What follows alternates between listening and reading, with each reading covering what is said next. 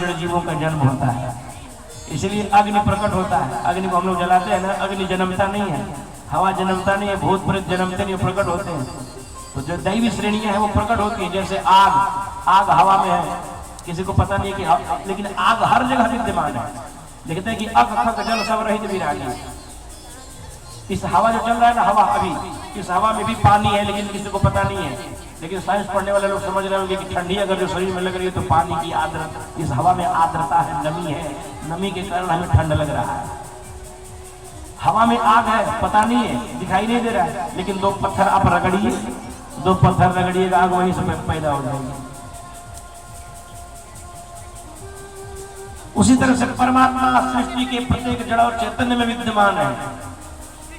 तो दैवी श्रेणियां प्रकट होती हैं, महापुरुषों का अवतार होता है, और हम सामान्य जड़ जीवों का जन्म होता है। हर साल भगवान श्री कृष्ण का लोग जन्मोत्सव मनाते हैं ना। एक जगह हम कथा करने गए तो लोग कहे महाराज जी भगवान का आज जन्म होगा। हमने बोला मूर्ख हो। बोले क्यों, आप ऐसा क्यों कह रहे हैं? हम लोग तो पूरी जन्मोत्सव की तैयारी कर ली। हमने कहा भगवान हर साल जन्मते हैं, जन्म किसी हर साल होता है। अरे हम लोग जन्मोत्सव मना रहे हैं, बर्थडे मना रहे हैं। हम लोग भगवान का जन्मोत्सव मना रहे हैं, बर्थडे मना रहे हैं कि भगवान आज के 8 लाख वर्ष पूर्व इसी तिथि को प्रभु ने जन्म लिया था।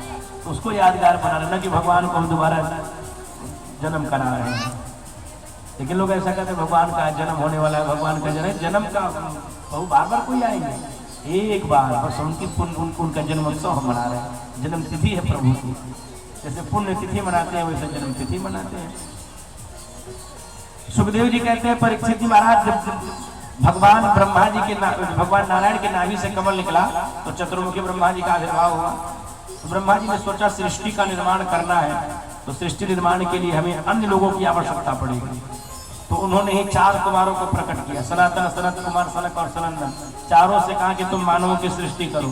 चारों प्रणाम किए, कहे पिताजी यदि हम लोग इसमें लग जाएंगे तो जीवन भर यही करते रहेंगे, फिर भजन कब करेंगे?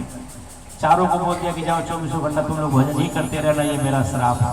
लोगों ने प्रणाम कर बोला महाराज जी ये श्राप नहीं है, तो वरदान मिल गया, भजन ही करना है। करना क्या, भोजन करना, भजन करना। बाद में भगवान शिव जी आए। शिव जी स्वयंभू है, शिव जी जन्म नहीं लेते हैं, वो प्रकट होते हैं। शिव जी अगर परंपरा की दृष्टि से देखा जाए तो ब्रह्मा उनके पिता कहे जाते हैं, अन्यथा शिव जी को कोई पिता नहीं, वो स्वयं प्रकट होते हैं। लेकिन ब्रह्मा जी के द्वारा प्रकट किए गए, इसलिए शिव ब्रह्मा जी पिता कहे जाते हैं परंपरा की दृष्टि से। तो शिव जी का जब प्रादुर्भाव हुआ तो शिव जी ने कहा महाराज हमारा कोई नाम हो, कोई बढ़िया सा काम। ब्रह्मा जी ने कहा तुम्हारा नाम हम रखते हैं रुद्र, और तुम हमारे साथ इंसानों की सृष्टि का निर्माण करो।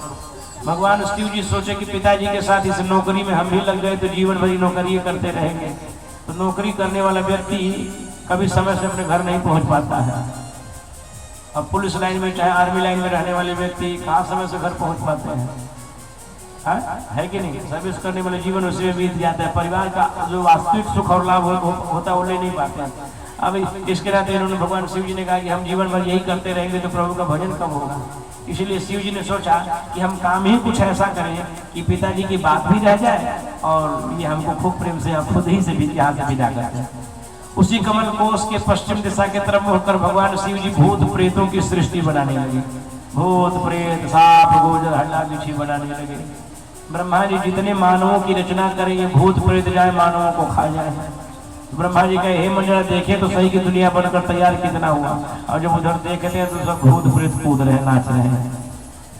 ब्रह्मा जी शिव जी को बुलाए इधर आओ। शिव जी आए जी क्या? बोला एक काम करो। क्या करना है? बोला जितना बना दिया है काफी बना दिया है, इतने लोग ही दुनिया वालों को प्रसन्न रखें ये बहुत बड़ी बात है। इसलिए काम करो इन लोगों को ले लो और दुनिया से अलग चले जाओ, फिर दुनिया में नजर नहीं आना। भगवान शिव जी का क्यों? बोला कि दुनिया में तुम यदि नजर आ जाओगे तो फिर दुनिया वाले नजर नहीं आएंगे। इसलिए भूत प्रेतों को लेकर भगवान शिव जी स्मशान चले गए और उसी में रहने लगे। भगवान शिव जी ऐसे बोले।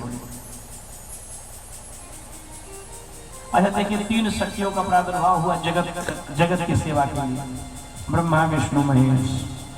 भगवान विष्णु पालन, ब्रह्मा उत्पत्ति करता, विष्णु पालन करता और शिव संहार करता। अच्छा और अंग्रेजी में हम लोग भगवान को क्या कहते हैं? गॉड बोलते हैं ना। 3 ही अक्षर उसमें भी है, जी से जनरेट करने वाले। जी से जनरेटर, ओ से ऑपरेटर और डी से डिस्ट्रक्टर, ये यूं के लिए डिस्ट्रॉय। तो जी से जनरेट करने वाले कौन? ब्रह्मा। ओ से ऑपरेट करने वाले कौन? भगवान विष्णु। और डी से डिस्ट्रॉय कर देने वाले भगवान शिव। ऐसे भी देखा जाए तो तीनों का एक ही अर्थ हुआ, ईश्वर। तीनों को मिलाकर ईश्वर हुआ, भगवान हुआ, और हमारे यहाँ उसी को ब्रह्मा विष्णु महेश कह दिया गया। तब ब्रह्मा जी ने सोचा कि हे मन, अब तो शिव जी भी चले गए, अब क्या करो? तो उन्होंने कल्पना किया, और कल्पना से उनके 10 अंगों से 10 महात्मा प्रकट हुए। आंखों से अत्रि मुनि, आंखों के तेज से अत्रि मुनि, हृदय से मरीचि, अंगूठे से भृगु, मुख से अंगिरा, छाया से करदम। उन्होंने ईश्वर का ध्यान किया और ध्यान करते हुए शक्तियां प्रकट होने लगी। फिर ब्रह्मा जी ने सोचा, हे मन, इस तरह की सृष्टि समस्याजनक है, क्यों न कुछ ऐसा करे कि अपने आप ही सृष्टि का सृजन हो। तो सबसे पहले मानवीय सभ्यता का निर्माण ब्रह्मा जी के ही हृदय से बाएं अंग से एक स्त्री आई, दाहिने अंग से एक पुरुष आए। तो बाएं अंग से जो स्त्री आई उनका नाम था शतरूपा, और दाहिने अंग से जो पुरुष प्रकट हुए उनका नाम था मनु जी महाराज। स्वयंभू मनु और शतरूपा, इनते भई नर सृष्टि अनूपा। ये स्वयंभू मनु हो गए, शतरूपा महारानी हो गई। दोनों को ब्रह्मा जी ने आशीर्वाद देते हुए कहा कि तुम दोनों जुगल दाम्पत्य पति पत्नी हो, और तुम सुंदर संतान की कामना से ठाकुर जी का भजन करो, पुनः गृहस्थ धर्म में प्रवेश करना।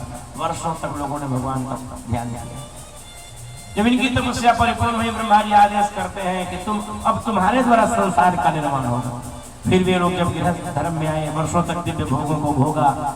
उनके बाद उन्हीं लोगों के द्वारा 5 संतानें धरती पर सबसे पहले प्रकट हुई। 5 संतानें, जिनमें 3 पुत्रियां थी और 2 पुत्र थे। 2 पुत्र थे जिनका नाम था प्रियव्रत और तानपाद, और 3 पुत्रियां हुई आकृति, देवहूति, प्रसूति। समय आने पर इन 3 पुत्रियों का विवाह ब्रह्मा जी के ही जो अंग उपांग से महात्मा जो प्रकट हुए थे उन 3 लोगों के साथ हुआ। जिनमें आकृति जो थी वो ब्रह्मा जी के बाएं अंग से प्रकट हुए महात्मा, जिनका नाम रुचि प्रजापति था, उनके द्वारा हो गया। तो उन्होंने उनके द्वारा एक जुड़वा बेटा बेटी को जन्म दिया।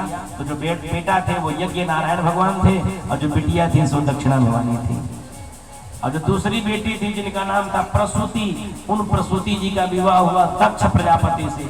जो ब्रह्मा जी के जो पुत्र थे, मानस पुत्र थे, उन दक्ष जी ने प्रसूति जी के द्वारा गृहस्थ धर्म का आचरण करते हुए 16 कन्याओं को जन्म दिया।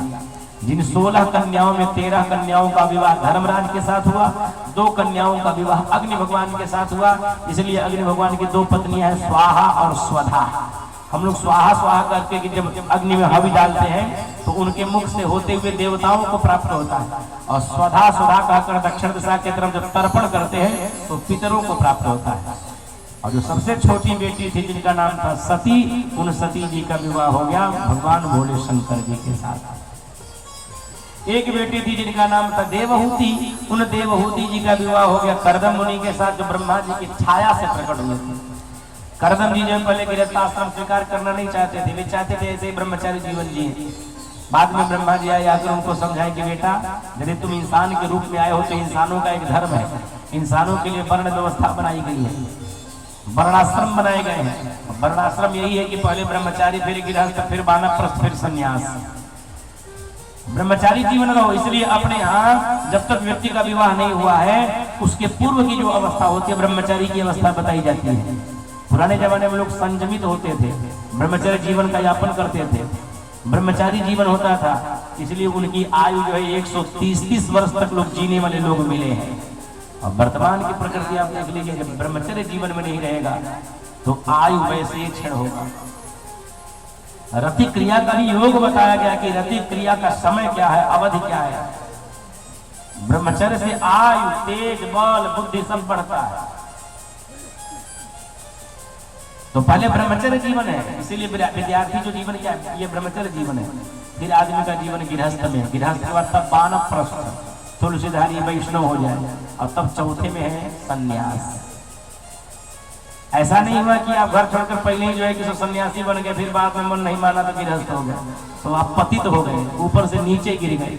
नीचे से ऊपर चढ़िए, ऊपर से नीचे न गिरिए। पहले आप गृहस्थ ब्रह्मचारी रहिए, ब्रह्मचर्य के बाद आप परिवार में आइए, माता पिता की सेवा करिए, पत्नी घर में आवे, बाल बच्चे हो, खेती बाड़ी की गृहस्थी करिए।